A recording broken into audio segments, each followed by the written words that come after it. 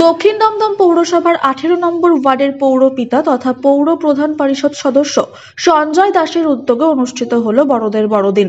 সমাজে যেখানে আজ দেখা যায় বৃদ্ধ বৃদ্ধাদের অবহেলিত হতে, যেখানে দেখা যায় বৃদ্ধ বৃদ্ধারা বৃদ্ধাশ্রমে আশ্রয় নিচ্ছেন, ঠিক সেই সময়ে দাঁড়িয়ে দক্ষিণ দমদম পৌরসভার 18 নম্বর ওয়ার্ডের পৌরপিতা তথা পৌর প্রধান পরিষদ সদস্য সঞ্জয় দাস এলাকার 60 ঊর্ধ্ব বয়স্ক প্রবীণ প্রবীণাদের নিয়ে সারাটা দিন কাটালেন হই হুল্লোড়, আনন্দ, খাওয়া দাওয়া, গান বাজনার মধ্যে দিয়ে।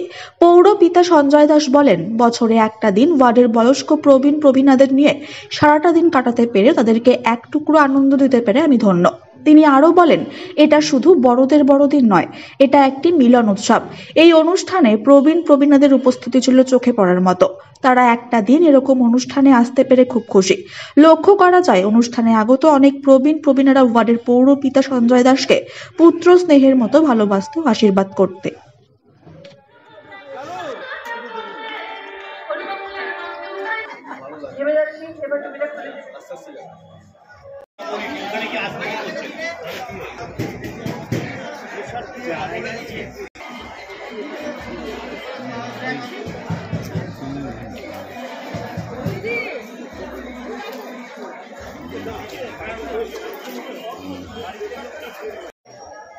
আমরা অনুষ্ঠান চালিয়ে যাচ্ছি। আর এবারে আমি মিউজিশিয়ান দাদাদের বলবো, পিয়ালি মুখার্জি মিউজিশিয়ান হ্যান্ডস অনুরোধ করছি।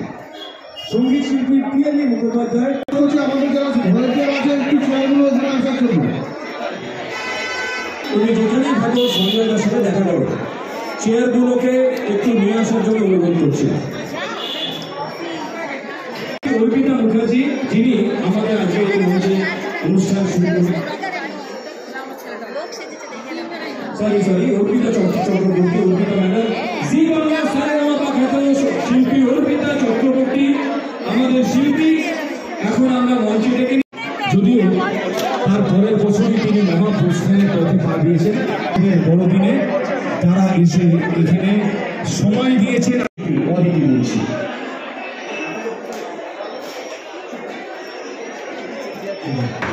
অদিতি মুন্সি, তাকেও আমরা শ্রদ্ধা প্রণাম ধন্যবাদ জানাই। অদিতি মুন্সি, তারই হাত ধরে আমরা আপনাদের একটা স্বভাবসিদ্ধ বিষয়, এটি মনে রাখতে পারি না। অর্পিতা চক্রবর্তী, আমি তাকে মঞ্চে ডেকে নিচ্ছি।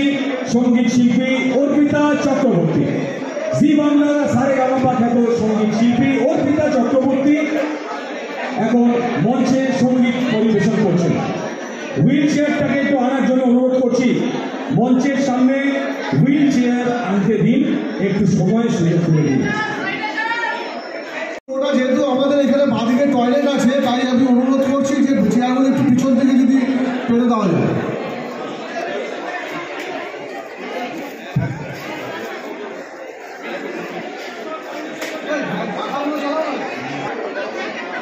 আর আমাদের এই সামনে এই চেয়ার, ভিআইপি চেয়ারটাকে যদি আপনারা একটু শিফট করে এই জায়গাটা চেয়ার থেকে একটু খালি গায়ে দিয়ে রয়েছেন, আমি অনুরোধ করবো অন্তত যদি মনে হয় একটু খুলে দিন, কারণ যে দুজনের সমস্যা হয়েছে তাই গরমের জন্য হয়েছে। আমি অনুরোধ করছি যে যদি কোনো ভারী গরমের কাপড় আপনারা গায়ে দিয়ে থাকেন একটু হালকা করে দিন, কারণ ওয়েদারটা দেখছেন বাইরের টেম্পারেচারটা খুব বাজে।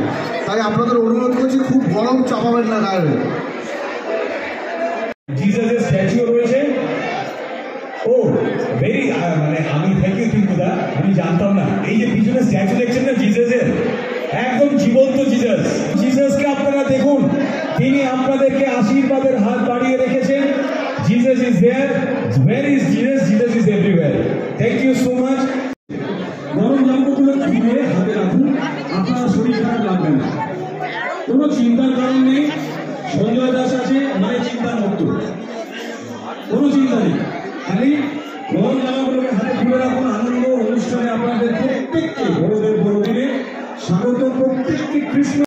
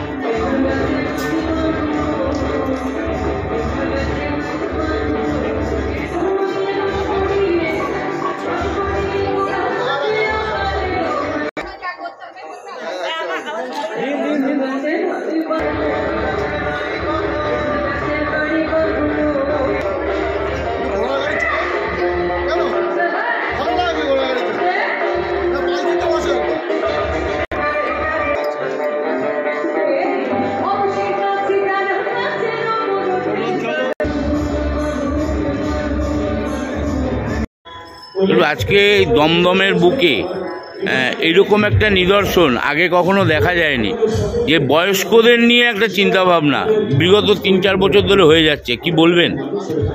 বয়স নয়, হই হুল্লোড় মানুষ ক্যাপশনটা রয়েছে। এই কনসেপশন নিয়ে কোনো কাজ এখানে নয়, কোথায় হয়েছে আমি জানি না। ভেরি কনসেপশন যে বয়স নয়, হই হুল্লোড় মানুষ বৃদ্ধ বয়সে মানুষকে সবাই বুড়ো বানিয়ে দেয়, বসো আবার বেরিয়ে আসবে। এটাকে একটা দুর্দান্ত আঘাত করবে। বুড়ো নয়, তারাও বেরোবে, তারা বড়দের উদযাপন করবে, তারা বিভিন্ন অনুষ্ঠান করবে এবং বেশ খাওয়া দাওয়া করবে, মেজাজে নিজের বয়সী মানুষদের সঙ্গে হাতে হাত মিলিয়ে। আজকাল দেখা যায় যে ছেলেমেয়েরা উচ্চশিক্ষিত হয়ে বাবা মাকে দেখছে না, বৃদ্ধাশ্রমে থাকছে। সেখানে দাঁড়িয়ে দক্ষিণ দমদম পৌরসভার 18 নম্বর ওয়ার্ডের যে সিআইসি সঞ্জয় দাস এইরকম একটা পরিকল্পনা নিয়েছে, সেই বয়স্ক মানুষদের সম্মান জ্ঞাপন প্লাস তাদের নিয়ে একদিন খোলামেলা আলোচনা আড্ডা হয়ে উঠল। কি বলবেন সেই সঞ্জয় দাসের উদ্দেশ্যে? ছেলেমেয়েরা যে দেখছে না বাবা মাকে, এটা সম্পর্কে আমি রবীন্দ্রনাথের কথা বলতে চাই। রবীন্দ্রনাথ একটু ধরে নিয়ে আর কি, এই আমার তোমার পাপ, এই আমার তোমার পাপ। ছেলে মেয়েকে সেইভাবে তৈরি করতে হবে যাতে সে আমাকে শিবরে করে না থাকে, তাকে আমার বাইরে রেখে তিনি একটা সোনার তাল এভাবে মানুষ করেছে। সোনার তাল তাকে বানালে পরে সে গড়ি একসময় বেরিয়ে যাবে। সেটা মানুষ, রক্তবংশের মানুষ, সেটা বোঝাটা হবে। তখন তার বাবা মা যে রক্তবংশের মানুষ সেটা বুঝতে পারবে, এবং তাহলে সে যতই বড় লোক হোক, যতই শিক্ষিত হোক, সে তার বাবা এবং মা এবং যারা আছে বৃদ্ধ প্রয়োজন তাদের দিকে তাকাবেই। আমাদের আমার তোমার পা, আমাদের লালনের মধ্যে একটা গণ্ডগোল হচ্ছে, আমাদের ছেলেমেয়েকে মনে করছে তার মধ্যে গণ্ডগোল হয়ে যাচ্ছে, যার ফলে বিপদগুলো ঘটছে। আগে তো ঘটতো, এখন কেন? যেখানে বাবা মাকে ছেলেমেয়েরা আজকাল দেখছে না, বিভিন্ন উচ্চশিক্ষিত হয়ে বিভিন্ন জায়গায়, কেউ ডাক্তার, কেউ ইঞ্জিনিয়ার, বিভিন্ন দেশ বিদেশে থাকছে, কিন্তু বাবা মারা বৃদ্ধাশ্রমে থাকছে। সেখানে দাঁড়িয়ে আজকে আপনি এত বাবা মার আশীর্বাদ পেলেন এবং তাদের নিয়ে এক জায়গায় বসে একদিন কাটাচ্ছেন। কি বলবেন সে বাবা মাদের? আজকের দিনটা দেখুন, আমরা ছোটোবেলায় এই 25 ডিসেম্বর আমরা ছোটোবেলায় কেউ চিড়িয়াখানা, কেউ ভিক্টোরিয়া, কেউ কোথায় ঘুরতে যেতাম। আমি হয়তো মাথায় আসতো যে আজকের দিনে যারা দাঁড়িয়ে মানে এই সিনিয়র সিটিজেনরা তারা বাড়িতেই কাটায়। তা আজকের দিনে আমরা এর জন্য আমরা অনুষ্ঠানের নামটা দিয়েছি বড়দের বড়দের। যাদের বয়স আমাদের 60 ঊর্ধ্ব বয়স হয়ে গেছে তাদের নিয়ে আমরা প্রতি বছরই এই অনুষ্ঠানটা করি। যারা ঘরের মধ্যে বদ্ধ থাকে, কোথাও বেরোতে পারে না, আপনারা দেখবেন যে হাঁটতে পারছে না, তাদের ইচ্ছা আমরা বলি যে বাড়িতে পৌঁছাবে না, এখানেই আসবো। এটা আমাদেরকে তৃপ্তি দেয় যে এদের নিয়ে একটা অনুষ্ঠান করা ভালো লাগে। আমরা দেখলাম যে আপনি হুইল চেয়ারেরও ব্যবস্থা করেছেন, যারা বয়স্ক মানুষ তাদেরকে মাথায় রেখে যে তারা হাঁটতে কারো সমস্যা হতে পারে, কারো পায়ে ব্যথা হতে পারে, এবং হুইল চেয়ার এবং গাড়িরও ব্যবস্থা করেছেন বাড়ি থেকে তাদের আনার জন্য। তো এত সুন্দর চিন্তাভাবনা অদিতি মুন্সির, একটা বিধানসভায় বিধায়ক যেখানে আপনার উপর একটা বড় ভরসা করে, কি বলবেন? সবসময় আমরা মানে বিধায়ক এবং দেবরাজ চক্রবর্তী আমাদের সবসময় এর প্রেরণা দেয় আমাদের।